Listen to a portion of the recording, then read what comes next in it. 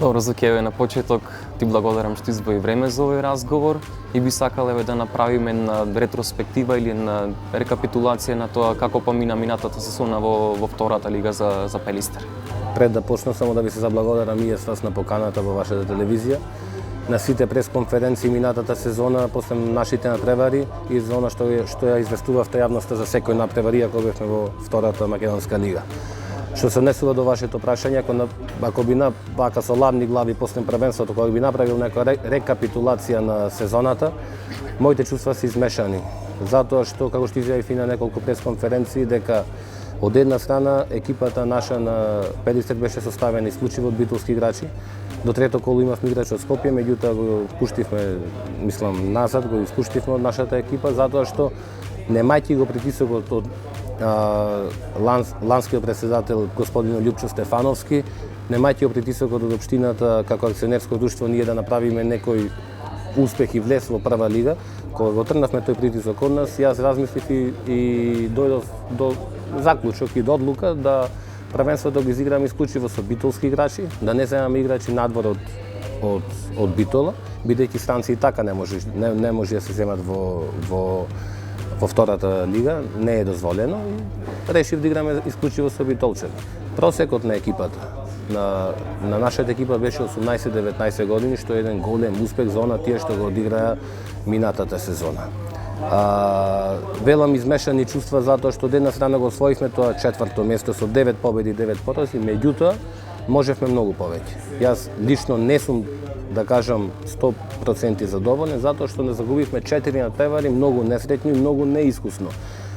Не можам да се лутам на моите играчи, затоа што тие на секој надпревар, на секој тренинг го даваа својот максимум, буквално гинеа на терен. Значи, на искуството, во тие завршни моменти од некои надпревари, ние не го освоивме, речиме, тоа прво или второ место и да сакавме, не можевме затоа што екипата на Охрид со својот огромен буџет за втора лига беше неприкосновена на првата позиција, со они играчи што изеде од прва лига, така да, иако на продолжение изгубивме во Битола, загубивме од нив на продолжение многу тешко, сакам да кажам, тие беа неприкосновени, сега борбата за тоа второ место, трето место беше меѓу нас Гостивар и Вардар.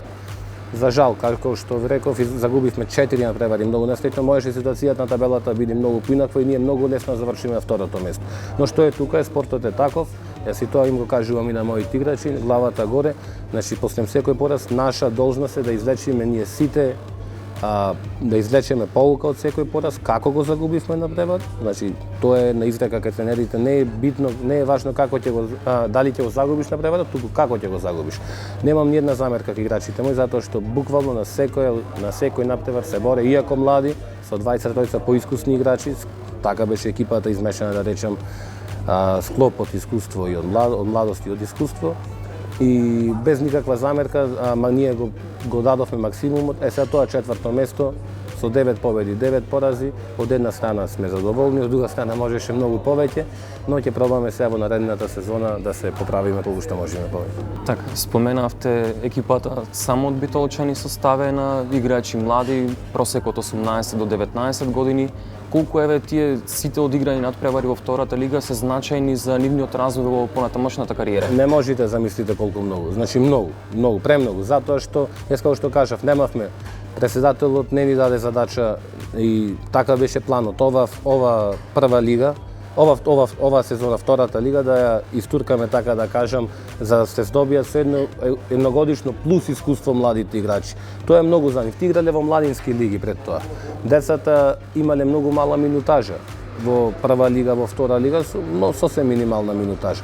И затоа јас, како што кажав, и немајќи го тој притисок врз нас, јас решив и сакав тие деца да играат без разлика на резултатот. Дали ќе завршиме ние 7-мо место, или ќе завршиме второ, или трето, или четврто, кога ние не бркавме влез во прва лига, значи тие деца единствена цел ми беше да стекнат искуство, затоа што втората лига е исклучиво тешка.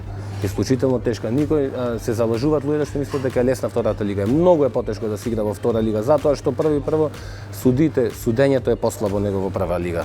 Значи нормално рангот на преварување е послаби се судите.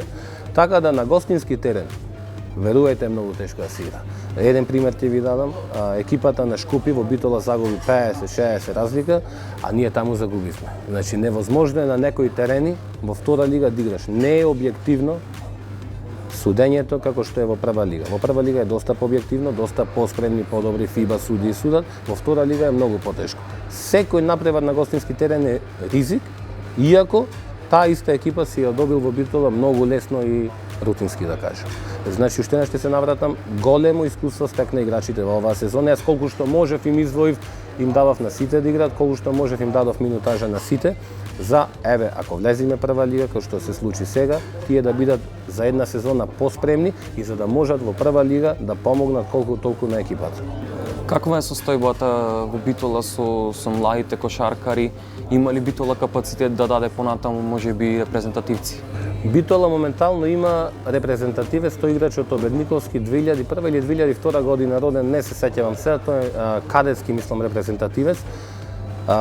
Како што јас бев своевремено и Димитар Илиевски, значи неколку играчи вака, јаве сега тој гледам ја продолжи традицијата.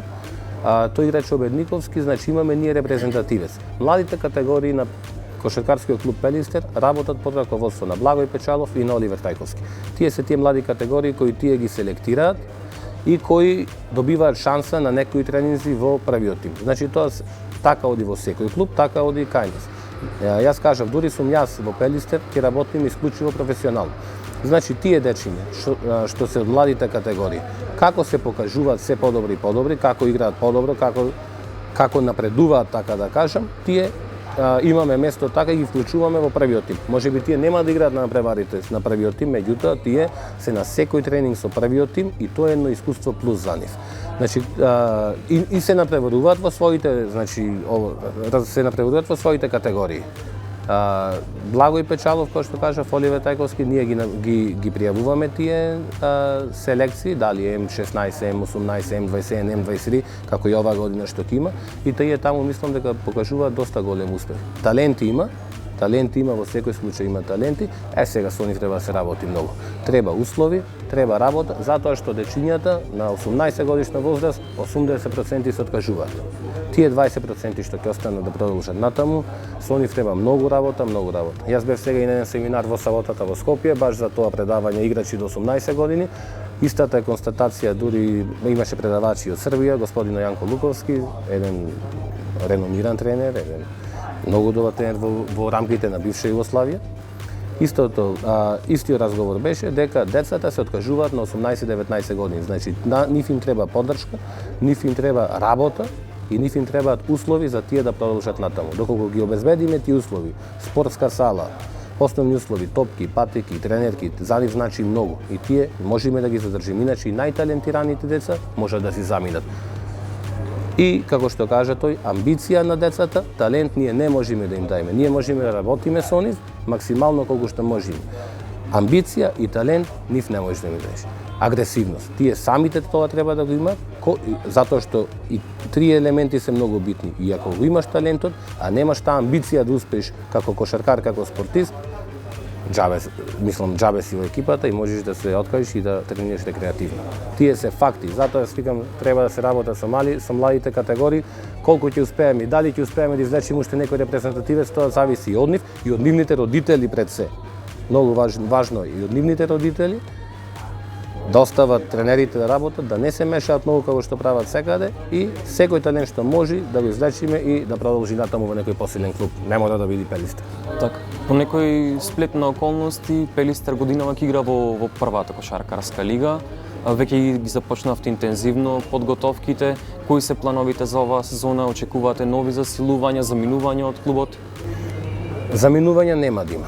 Тоа што се случи со Пелистер, искрено да ви кажам, ние не бевме баш толку спремни да играме во првата лига. Ние сакавме оваа година да истуркаме во втора лига и ако може да влезиме, значи уште една година да стекнат искуство децата, па да влеземе. Меѓутоа, одлука на општина Битола беше и на федерацијата, мислам, со слободни место, како што знаете, Карпош Соколи се напреварува во АБА лигата, со слободни место ни беше понудено, што е нормално и логично, општината прифати, како главен акционер на КК Пелистер прифати, бев консултиран, јасно, и сега Дали сакаме да играме во прва лига, ние прифативме да играме во прва лига. Еднаш мора, дали ќе биде тоа уште една година да се мачиме, па дали и тоа е ризик. Не знаеме дали ние ќе влеземе во прва лига или нема да влеземе, и колку да бидеш јак во втората лига. Колку да бидеш силен, ништо не ти гарантира, како што кажав, секој напревар на гостински терен е многу тежок. Ние прифативме да играме во прва лига, подготовките ги започнавме на 22 август со костурот од битолски играчи. Значи истите играчи од лани, сите до еден се во екипата, нема да има испаѓања никој, децата одиграа перфектно лани, сакам да останат, изработија многу добро. Сега, мора да се земат едно 2 до 3 засилувања, иначе, знаете, првата лига е екстремно тешка и многу е јака и голем буџет располагаат клубовите. Сега правиме напори, утре, например, доаѓа тројца играчи од Србија на проба, Мико Голубовиќ е тука, чекаме негов подпис, доколку се договориме, значи искусен центар, добар центар што многу, капитенот на Киевски е тука, имаме костур од битолски играчи, Захариевски, кои играле прволигашки напревари и го имаат тоа искуство, го имаат. Со овие младите да се приклучат кон првиот кон поискусните и да направиме еден костур од играчи со 2 до 3 странски засилувања, ние да бидеме поконкурентни, што можеме поконкурентни на ова прва лига, затоа што уште еднаш кажувам, првата лига е страшно тешка да се напреварува, кога ќе се земе буџетот на играчите, дека секаде има по 6 ранци, кога ќе се земе предвид дека МЗТ има, да кажам, над милион евра буџет, кога еден Кожув има над 300-400 буџет евра, тоа е многу тешко да се преварува. Сега ние наше Исто тука се и Карпош Соколи, Куданово, Карпош Соколи веќе Ава лига, точно тие се многу добри. Фени, Работнички, Охрид, ланскиот буџет на Охрид во втора лига беше како еден прволигашки буџет.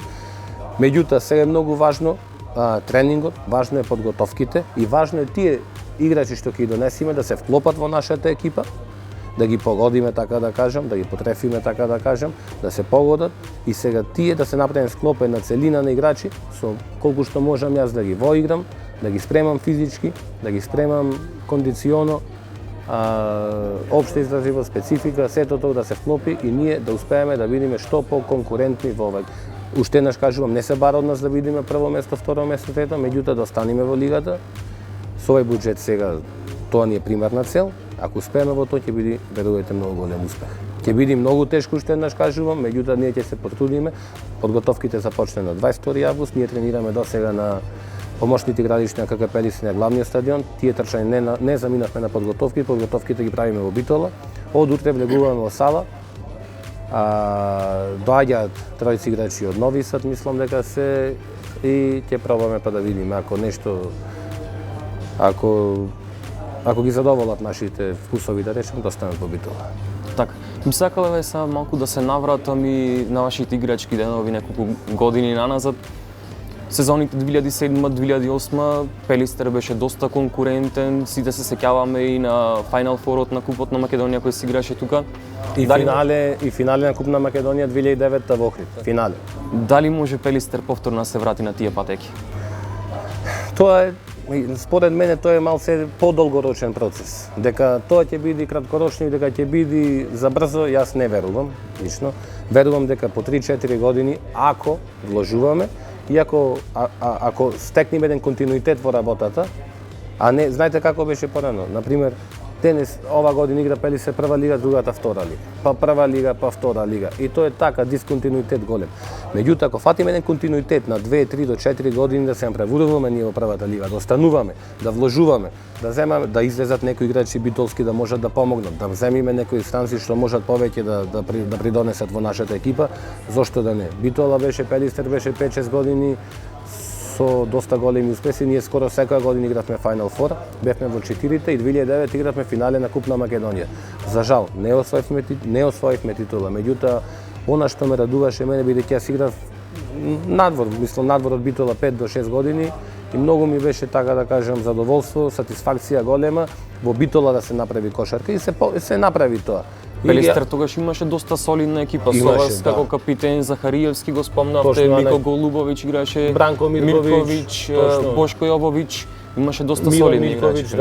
Да, поминаа доста играчи, доста солидни играчи, работници пред се, дисциплинирани, секогаш Пелистер избирал дисциплинирани и деца и работници. Ние немавме некој буџет да ја платиме кој знае колку, меѓутоа сите тие сакаат да се промовираат, сакаат да играат за некој да ги види и да го даваат својот максимум кај нас. И ние направивме одреден успех, така да кажем, врв на се беше финалето на Купот 2009.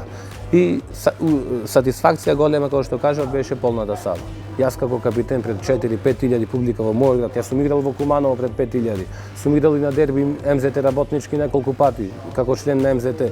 Сум играл за репрезентацијата на Македонија за кадетската, освоивме 4-то место 95-та година кадетско првенство А дивизија во Европа. Значи, сум играл многу надпревари, меѓутоа како дома, како во твојата сала, како кога победиш, па другиот ден се сретниш на широк сокак со луѓето, па анализираш утакмици, или кога ќе изгубиш, па те критикуваат и така натаму. Битолчани се доста критички расположени, дали позитивно, дали негативно, тоа е големо задоволство. Јас имам и другари тука, и пријатели од кошарката, и во Битола, и из Македонија, па наредниот ден после напревар тука да си седниш на кафе, па да си направиш една анализа на преварот. Тоа е тоа што го полни спортистот. Можеш ти да играш во Скопје, можеш во Гуманово, можеш во Кавадарци, меѓутоа тука, ако играш за твојата публика, за чкембарите, за твојата Битола, е сосем поинако. Така, може ли да се направи една компарација околу тоа каква беше лигата во тоа време и оваа сега? Тогаш имаше многу силни екипи во однос на работнички, Фени, Струмица, исто така, МЗТ, Вардар беа доста добри тогаш. Може ли да се направи една компарација во однос на тоа каква е лигата моментално, во однос на тоа пред 8-9 години веќе скоро? Разбирам. Како јас мислам дека се на исто ниво. Дека не е ни подобрена, не е. И тогаш имаше многу добри екипи. Силна беше лигата, меѓутоа и сега исто така. Пак ќе кажам, овие неколку клубови што вложуваат, МЗТ веќе клуб што нема конкуренција кај нас повеќе. Еве освојуваат титули, така на тогаш во тоа време беше кога би направиле компарација работнички. Значи, има пред тоа бил Николферт, гостивар Николферт. Значи, имало доста клубови што згаснаа, а вие не се сеќавате, не знам дали се сеќавате, јас сум играл како член на Куманово на МЗТ. Имаше екипи. Неметал Јогражден, кој беше неприкосновен на времето. Македонија, Острумица, неприкосновена. Жито Вардар играше финале на Македонија со одлични играчи, згасна клубот. Балкан Стил од Скопје, згасна клубот. И така натаму да не набројувам, значи многу екипи кои згаснале. Кочани Деликатес, првиот американец што го донесе во Македонија беа тие. Сакам да кажам, единствен континуитет и единствени две екипи што се бренд за македонската кошарка се МЗТ Скопје и Работнички. Од првата година па до денес, од осамостојувањето на Македонија 91, па се до денес делат титули, имаат континуитет, вложуваат, имаат млади категории, тие се бренд, тие никогаш нема да згаснат.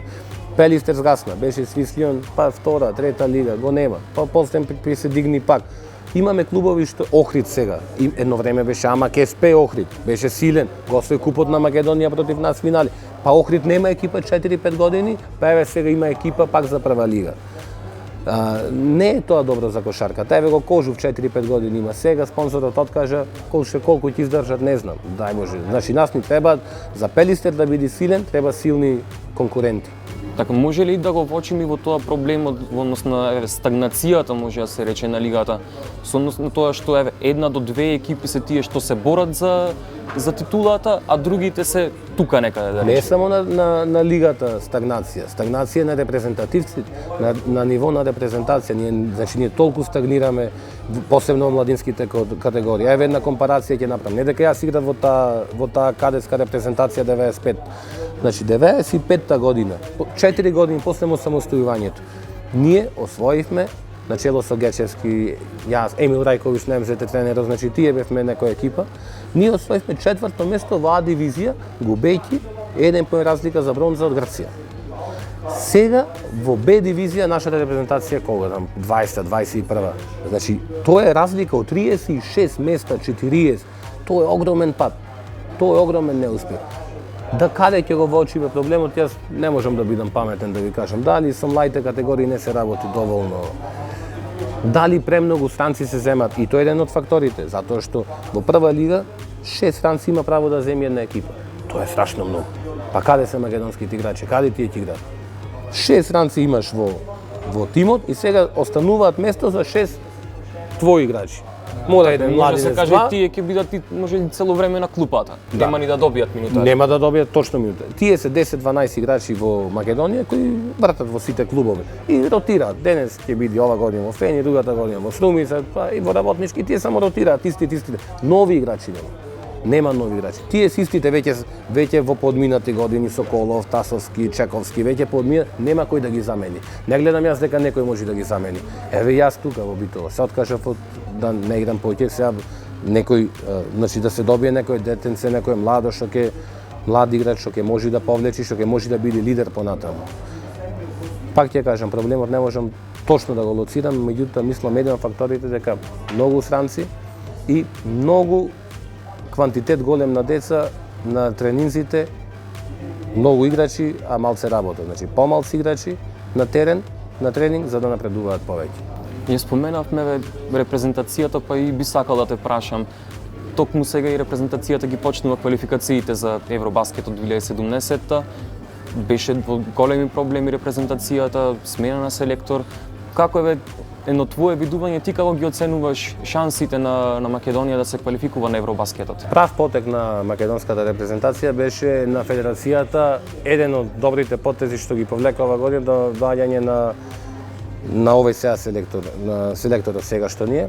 Затоа што јас бев и на негово предавање сега во саботата, човекот има апсолутно знаење, сите тоа го потврдија и не само неговите тренинзи се отворени, кој сака може да присуствува да гледа, што е еден огромен, како да кажем, придонес за македонската кошарка, затоа што играчите, тренерите можат да гледаат, да учат нови работи, кој сака нормално.